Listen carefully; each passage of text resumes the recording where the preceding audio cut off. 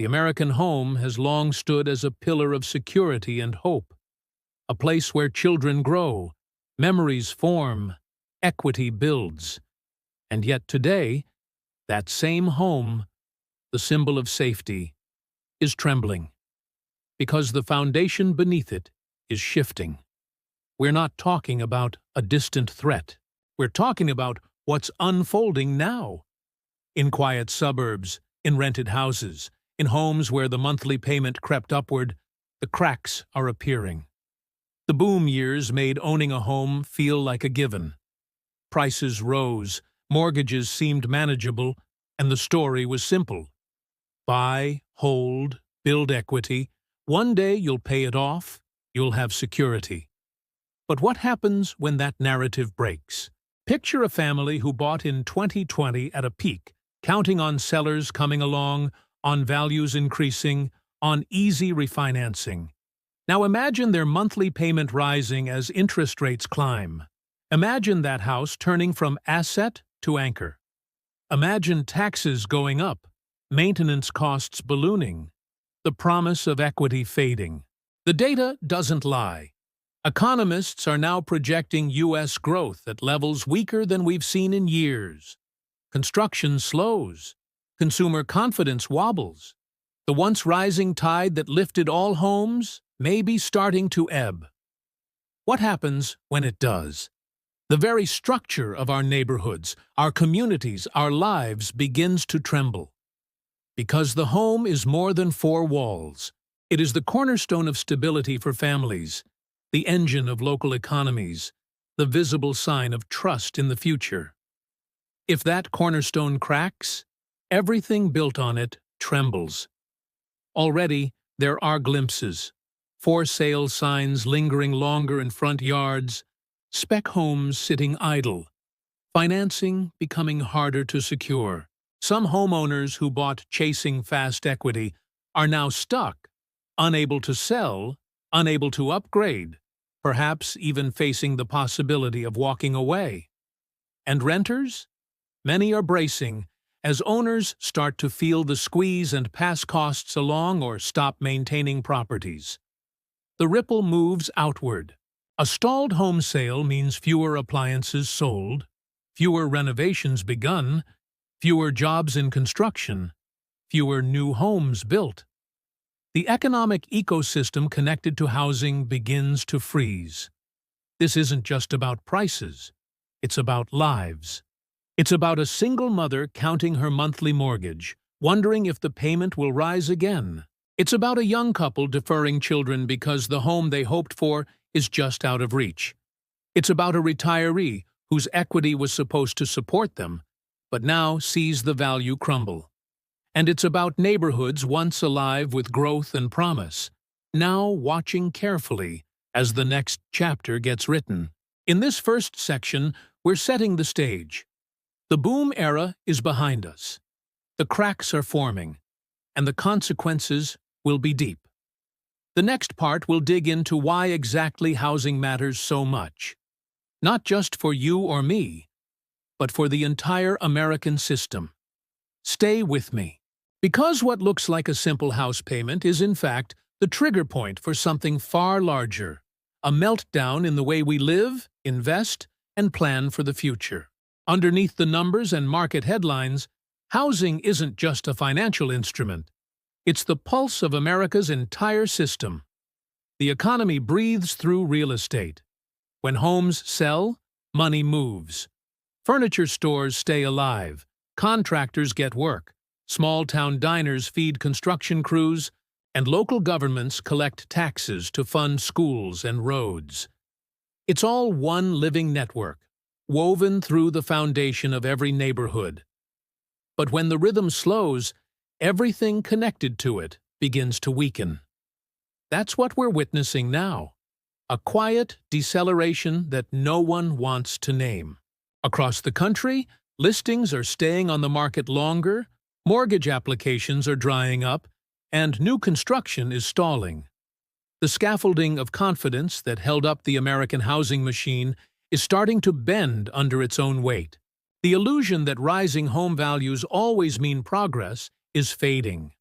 For decades, people believed that real estate was a safe bet, that the home was the one investment that would never betray them. But behind that belief sits a fragile truth. It only works when everyone keeps buying, when wages keep up, and when credit stays cheap. Once any of those links break, the promise collapses. We saw it in 2008, and now signs are echoing again in a quieter, more unnerving way. Homeowners who stretched their budgets to buy during the post-pandemic surge are now trapped between high interest rates and declining demand. The value of their biggest asset, their sense of stability, is suddenly uncertain. This isn't a crash you can see on a chart, it's one you feel. It's the tension in dinner conversations, the hesitation before making another payment, the exhaustion of realizing the system isn't built for you to win. When housing falters, the damage spreads far beyond the walls of any single home. Construction companies scale back, trucking slows, hardware suppliers cut orders, local banks tighten lending, entire communities that rely on development to fuel their local economies start to dry out. And while this happens, the top of the financial system keeps moving as if nothing's wrong. Corporations buying up foreclosed homes, hedge funds turning neighborhoods into rental grids, and ordinary families slowly being priced out of the very land they helped build. What used to be a path to independence has quietly become a trap, a mechanism of control disguised as ownership. Look closer, and you'll see warning signs scattered everywhere. Foreclosure filings creeping upward, new home starts falling, realtors leaving the industry, for sale signs that fade in the sun. Cities once booming with migration are now seeing people flee to cheaper states, leaving behind empty developments and overvalued properties. In rural America, small towns that never recovered from the last recession are now hollowing out completely. Shops closed, schools consolidated, neighborhoods forgotten. The American landscape is being reshaped in slow motion, and for many, this shift feels invisible until it's too late.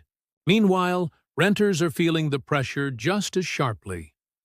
As landlords pass their rising costs down the chain, rent inflation keeps people trapped in cycles of survival.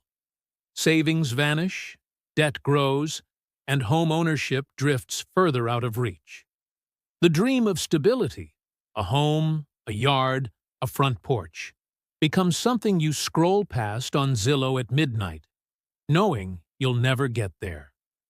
The divide between those who own and those who rent is hardening into a permanent line, one that defines opportunity itself. And while politicians debate interest rates and policy, the human cost continues quietly behind closed doors. These aren't isolated events, they're signals. Each one hints at a deeper fracture in the American system, an economy built on credit, consumption, and perpetual growth colliding with the limits of what ordinary people can endure. Housing isn't just another market. It's the mirror reflecting what's really happening. When families can no longer afford to buy, when communities stop building, when hope turns into hesitation, that's when you know something fundamental has shifted. The meltdown doesn't arrive all at once. It seeps in slowly, room by room, until the whole structure begins to groan under the weight of its own promises. What happens when a nation built on home ownership begins to lose faith in its own foundation? The answer isn't just economic, it's cultural, psychological, and generational. A housing meltdown isn't simply about numbers falling on a chart. It's about an entire way of life coming apart quietly, one mortgage payment at a time. The ripple doesn't stop at the front door. It travels outward through communities, banks, and businesses, reshaping how Americans think about security itself. What's next is not a single crash. It's a slow unraveling that feels normal until it suddenly doesn't. Imagine a family who bought a home during the pandemic boom. They stretched their savings, took out a loan with the hope that home values would keep climbing, believing that even if it was tight now, the future would make up for it. Fast forward to today. Their house is worth less than they paid, but their interest rate is locked high. Selling means losing money. Staying means drowning slowly. Multiply that by millions of households, and you start to see the outline of something larger, a collective strain that no stimulus check or refinance trick can fix. This is how meltdowns start, not with panic, but with quiet surrender. The broader economy begins to mirror that despair. When people feel trapped in their homes, unable to sell, unable to move, unable to upgrade, they stop spending. Furniture stores close. Car lots stay full. Restaurants empty out. Local tax bases shrink. And towns that once thrived on constant growth suddenly run out of momentum. Housing is the bloodstream of the U.S. economy, and when it clots, everything downstream starts starving. Add to that the growing wave of mortgage delinquencies, falling construction demand, and tightening bank credit, and you have a feedback loop that eats itself. Confidence erodes, prices slip, and fear creeps in. Once people lose trust that their home will protect them, the psychological meltdown begins, long before the financial one does. There are different possible paths from here, but none are comforting. The so-called soft landing scenario, a slow decline where prices cool but stability returns, depends on wages rising fast enough to meet cost of living. But they're not. Most Americans are still watching their paychecks stagnate while essentials eat away what's left. The correction scenario, where the market resets after years of inflated prices, sounds reasonable, until you realize it means millions of homeowners instantly lose equity. And then there's the unspoken one, the true meltdown, where confidence breaks completely, homes flood the market, and the illusion of wealth that's propped up generations simply vanishes. It's easy to imagine this as a repeat of 2008, but the truth is, this time it's different. The crisis isn't born from reckless lending, it's from exhaustion. The American homeowner has been stretched, drained, and priced into corners. Every safety net has been sold as an investment product. Every patch of land, every brick of a house, every dream of ownership has been financialized to its last breath. What we're seeing now is the natural end of that process, the moment when the system starts feeding on itself.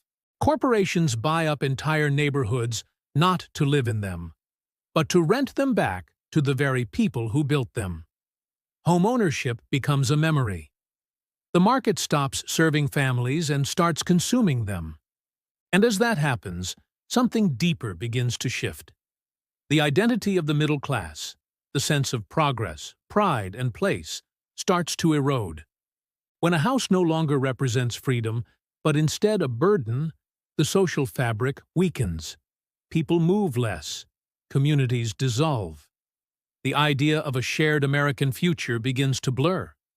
The meltdown, in the end, isn't just financial. It's spiritual. It's a slow loss of faith in the promise that hard work can buy stability.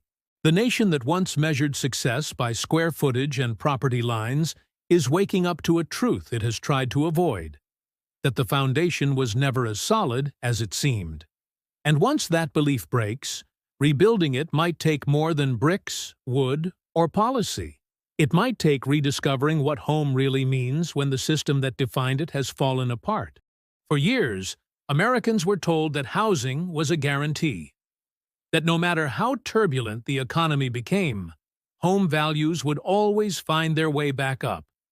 It was the unspoken promise passed from one generation to the next, the foundation of the so-called American dream. Buy a house, work hard, make your payments, and the system would reward you. But that story was built on a fragile truth. It only worked as long as the system itself stayed stable. Now, as cracks spread through every part of that system, The comforting lies that once made people feel secure are beginning to crumble. We can no longer rely on the idea that prices will always rise. For decades, that belief made millions feel rich on paper, even when their bank accounts told another story. It fueled borrowing, spending, and a false sense of progress. But what happens when prices stop rising? Or worse, start falling? The entire logic of modern American wealth begins to collapse. People who counted on their homes as savings accounts suddenly face negative equity. Retirees who planned to downsize find no buyers. Families who once saw their house as a step forward now see it as a trap. The illusion of endless growth has ended, and what's left is a system forced to confront reality. We can't rely on interest rates to save us either. For years, low rates were the oxygen that kept the market alive. They made impossible prices seem affordable. But that era is gone. Higher rates have exposed just how inflated the system became, and lowering them again won't bring the old normal back. The debt is too deep, the wages too low, the trust too thin. Even if rates drop, the damage has already been done. Because what's collapsing isn't just affordability, it's faith. You can't rebuild belief with percentages. We can't rely on the government to fix what it helped create. Every rescue plan, every bailout, every stimulus check was a bandage on a wound that never healed. The housing market has been artificially sustained for years, propped up by subsidies, corporate loopholes, and taxpayer-funded bailouts that always seem to benefit the same people at the top. Each attempt to stabilize the system has only made it more dependent, more fragile, more unfair. The truth is, policymakers are still treating housing like an investment engine, not a human necessity. And until that changes, every fix will only feed the same machine that's already breaking. We can't rely on big corporations or investors either. They've already shown what their version of stability looks like. Entire neighborhoods bought up in bulk, rent prices pushed higher, and families replaced with profit margins. They've turned the basic act of living, having shelter, into an asset class. When you live in a world where your home is someone else's portfolio, you're not part of an economy. You're part of a strategy. These corporations don't build communities. They extract from them. They'll leave when the returns dry up, and the people left behind will inherit the hollowed-out remains. And perhaps most painfully, we can't rely on the old idea that hard work guarantees security. That myth once gave people hope, the belief that no matter how difficult things became, there was always a path upward. But the cost of living has risen faster than the value of effort. The dream of ownership has become a calculation, not an achievement. Millions work longer hours, multiple jobs, just to stay afloat, while the system rewards speculation over labor. The moral promise of the American dream, that effort equals stability, has been quietly rewritten. Now, it's not about how hard you work, but how much you can borrow, how early you can buy, or how long you can hold before it all collapses. These are the truths people don't want to admit. The comforting stories have expired. The old safety nets no longer hold. Every institution that once promised protection, the government, the market, the banks, the idea of ownership itself, has shown its limits. The meltdown we're witnessing isn't only about housing, it's about the end of reliance, the realization that the system was never built to keep you safe, only to keep you participating. And as that awareness spreads, a quiet shift begins. One where people stop believing in the old guarantees and start searching for something real, something that can't be inflated, manipulated, or foreclosed. The question isn't just how the system will recover, but what people will build once they stop expecting it to save them. When the system finally breaks, It doesn't explode in a single, dramatic moment. It fades, slowly, quietly. It's the faint hum of moving trucks on suburban streets as families leave homes they can no longer afford. It's the silence of half-built developments abandoned mid-construction. It's the faint flicker of "for sale" signs that never come down. America's meltdown doesn't look like chaos. It looks like exhaustion. A nation collectively running out of belief, watching the old symbols of success lose their power one by one. The dream that once promised freedom now feels more like a weight, a mortgage payment that never ends, a rent that keeps rising, a cost of living that's always just out of reach. The truth is, this is what decline looks like when it happens in plain sight. You can feel it in the way people talk now. There's a new kind of weariness in their voices, not anger, but acceptance. The realization that the game was never fair, that owning a home, retiring comfortably, or passing something down to the next generation isn't just difficult, it's becoming unreachable. The stories that defined what it meant to make it in America no longer fit the reality most people live in. Instead of upward mobility, there's stagnation. Instead of stability, there's survival. And yet, even as the system frays, people keep pretending it can be fixed. That one more election, one more policy, one more shift in the market will somehow reset the dream. But deep down, many already know. Something fundamental has ended. What's replacing it is harder to see, but it's there, quietly taking shape beneath the surface. Families doubling up to share costs. Young people turning away from traditional homeownership altogether. Communities forming outside the old economy, trading skills, space, and solidarity instead of chasing profit. It's not the kind of progress you'll see on a financial chart, but it's a survival instinct, the human response when a system stops serving the people inside it. Out of every collapse comes adaptation, and out of every meltdown comes clarity. People are beginning to ask questions they never asked before. What do we actually need to live? What does stability look like if it doesn't depend on debt? What is a home if it's no longer an investment, but a place to exist in peace? There's a quiet revolution hidden inside the decay. When people stop believing in the promises that betrayed them, they start building something new, not out of wealth, but out of necessity. The American dream, as we knew it, may be gone. But what comes next could be something more honest, something rooted in connection instead of consumption, in community instead of competition.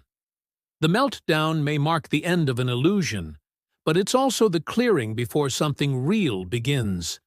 Because once people stop waiting for the system to save them, they begin to save themselves. And maybe that's the truth at the heart of all this, the one no one wants to say out loud. The collapse of housing, the decay of opportunity, the quiet fall of the American middle class. They're not just stories of loss. They're warnings, reminders of what happens when a nation builds its hope on speculation and calls it security. But beyond the wreckage, there's still something left. The human capacity to rebuild, not for profit, not for pride, but for survival. The meltdown isn't the end of America. It's the mirror showing what it became. And only by looking into it honestly can something new begin to rise from what's left behind.